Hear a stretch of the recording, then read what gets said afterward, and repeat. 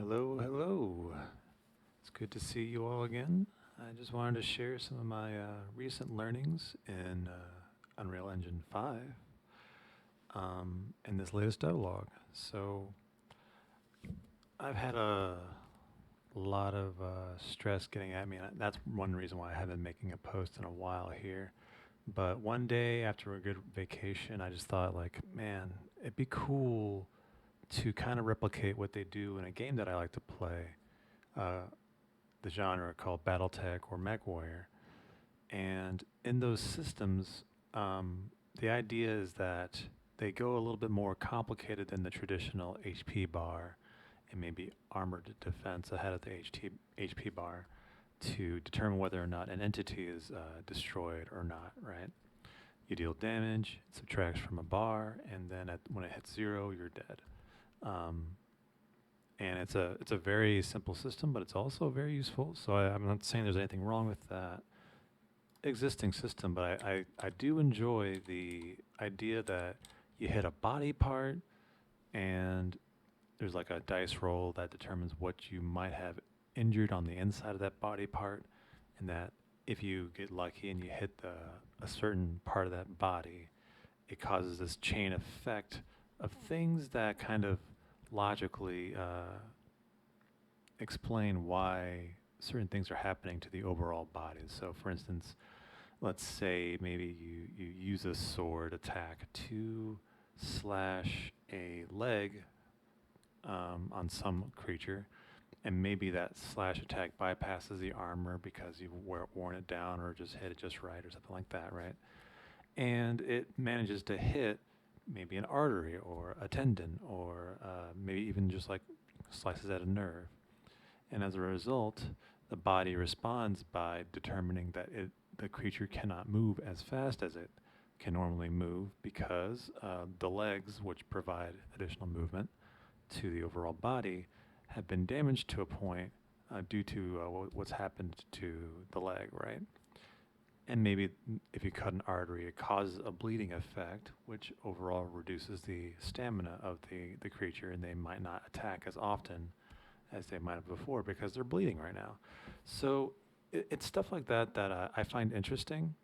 In MechWarrior specifically, they have a heat system to where if you happen to destroy certain heat sinks, which reduce the heat that you build up faster the more you have, then you start to create an effect where the mech can overheat more and more easily as you destroy those heat sinks, and it causes there's another avenue of being able to gain victory. Some people will fit their mechs with flamers, which literally just heat up the mech to reduce their ability to fire weapons because weapons produce heat. So anyway, that preamble out of the way, I just wanted to kind of explain my inspiration for kind of going into this, and this doesn't necessarily detract from my work on Ambrosia. I think this could actually be incorporated into it, so that I can make combat a little bit more descriptive whenever you make attacks on targets. So what I have here is this very, very basic, I call it a body, a base body. And what you see here is a visual representation of blue being the overall body, green being the body part. So in this case, it might be your arm or it might be your head. This is more likely to be like the head of a very simple creature like a worm, for instance, because I looked at the anatomy of a very simple creature and worms came up, and apparently their brain's very tiny, obviously, and they also have like a very tiny and primitive heart, but they're just like right next to each other in their uh, initial segment of their body. So I thought, okay, well, let's go with that. And then my thought was, let's see what I can do to simulate the interaction between a brain and a heart. So the thought was, okay, the brain sends out signals to organs in the body, and that, in an abstract sense, describes that you have control over certain body parts, right? So for sure, on a subconscious level, for humans at least, maybe not for worms, I'm not actually sure about that, but you want to have the brain send a signal to the heart. And then the heart receives that signal and then makes a heartbeat. And then the heartbeat, in turn, provides the sustenance that the brain needs to produce more of its signals.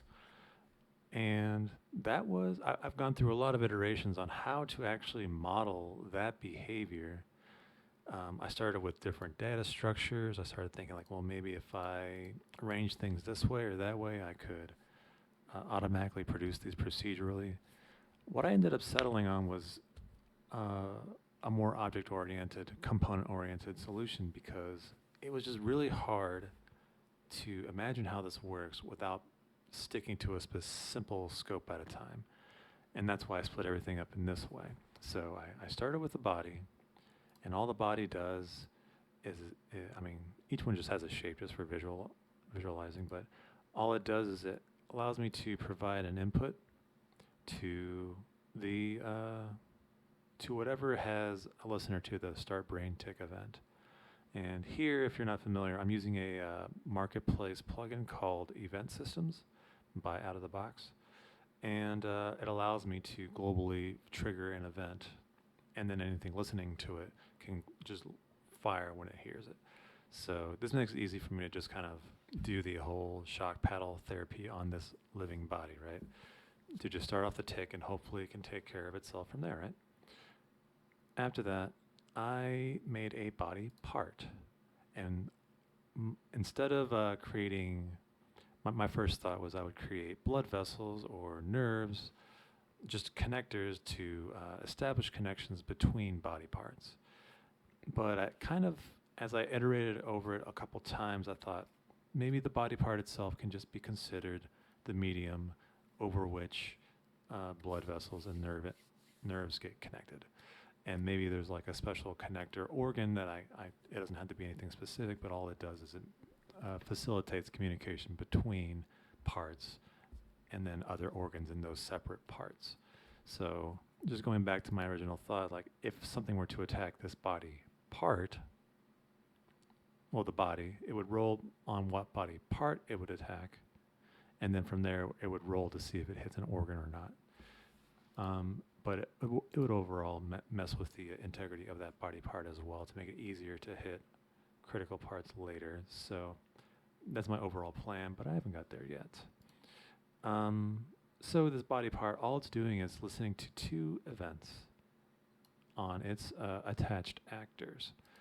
So I have a delay here to make it easier to read the logs here, and then I have some messages to make me aware of what's going on. So here I have the part that's calling it out, and then the state of the that's being triggered. So here I'm calling them nerve impulses, the events, and then we have blood impulses. So whenever the heart beats and whenever the brain triggers some kind of synapse or whatever they're called, right? I'm not a total biologist by any means, but I'm using loosely the terms that I'm aware of and how they work.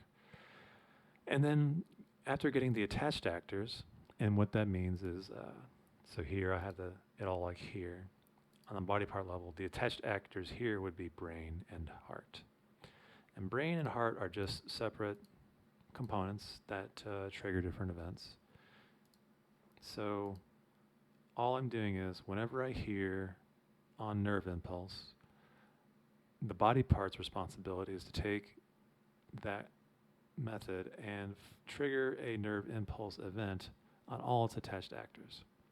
So what happens is literally that. I just grab the attached actors, I loop through them, and then I just trigger on each one specifically the event. Now, once that's done, anything listening to the event will handle that thing. So for instance, in this case, the brain isn't listening to nerve impulses, it just sends them out. So even though we're triggering it on this case, it's actually not being listened to by the brain.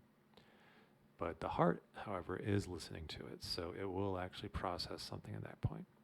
And before we move on to that, we're doing the same thing for the heart impulses, the blood impulses, which is that the heart isn't listening to its own impulses, but the brain is, because it needs to have the sustenance to provide further impulses. So they go back and forth between each other to ensure that the body still continues to live. Now, having said that, we start with the brain. Now, here the brain, I started at first with a tick. I've disconnected that since because I realized that all it needs is just like that initial spark, and then from there it can go back and forth between the brain and heart, right? The spark of life, if you will, the number one key. So here on the event evoked on blood impulse, it just has a little delay. The message that the brain has received a blood impulse message and it processes a brain tick, which I have in a function, which is also being invoked when I hit start brain tick, which is when I hit the number one key. Now, the number one key is invoking brain tick here.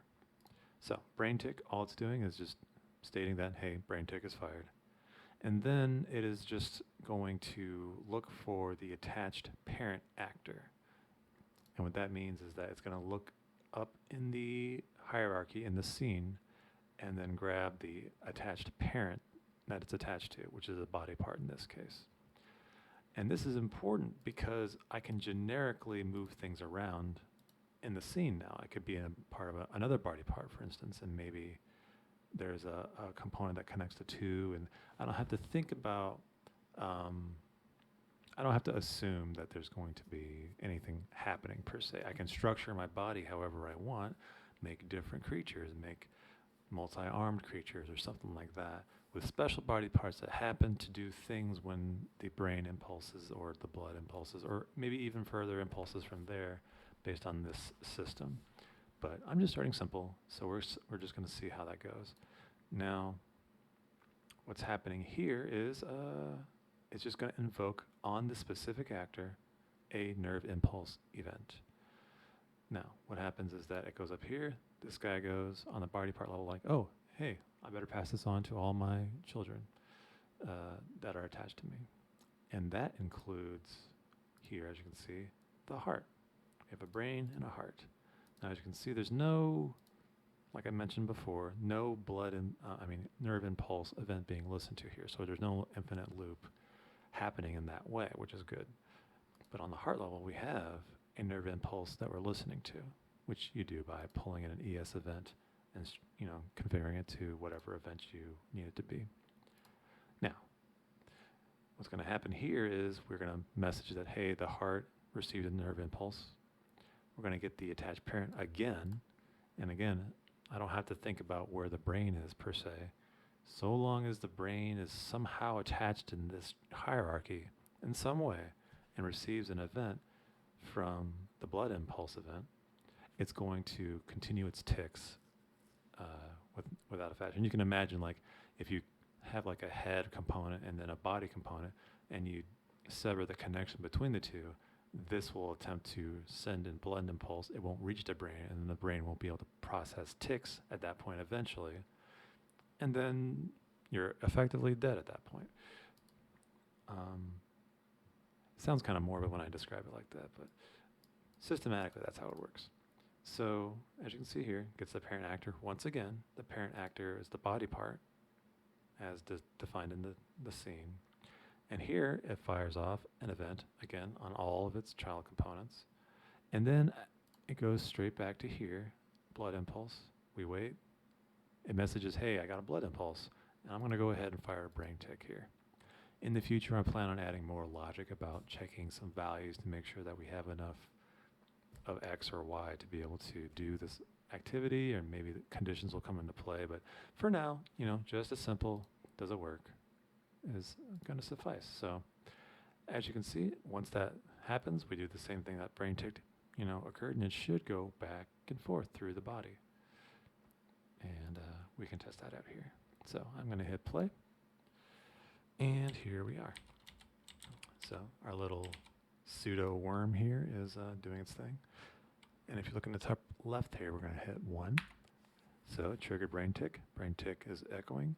Body part received a nerve impulse. The heart now received a nerve impulse. Now the body part received a blood impulse. And now the brain receives a blood impulse. And then it starts over again. And it's alive.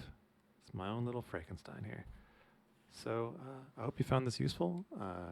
it was really fun to finally get working, and I can't wait to continue on this and maybe incorporate it back into the combat system in Ambrosia.